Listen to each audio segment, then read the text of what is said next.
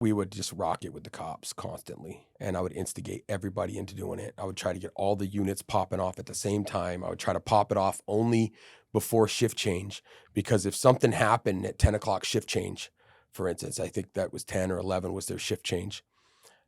If something happened before that, all the guards had to stay that were involved in the situation until it was resolved. Well, fuck, extracting all of us out of our cells and fighting with them, that could get to 2, 3, 4 in the morning.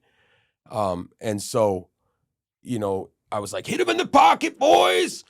And so we'd block our windows and we would flood and, just everything that we could possibly do. And then it was you could never cuff up. Cause they come and they mace you and they, cuff up. And if you cuff up, then you're a pussy. Like, that was it. Like, cuffing up. And so, I would drain the toilet of the water or the sink. You can blow out the P-trap and put like a garbage bag. You can get all kind of stuff in there.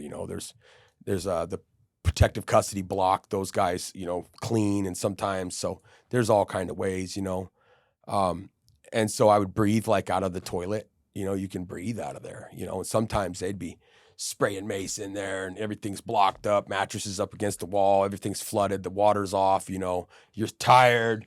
I've got saran wrap wrapped around my eyes and wet towels, and you still got mace everywhere, your snot blowing, and you're still, fuck you. I mean, it's just really why it's, you're like an animal. And so I took one time a shower curtain, had it all wrapped around. I had like a peanut butter bottle, like a gas mask, with holes cut in it and a bunch of shit in there. It didn't work, but it was cool looking. I wish I had a picture of it, and I would write stuff. And, I was, at the time it was, it was more racial. So it was like whites, blacks,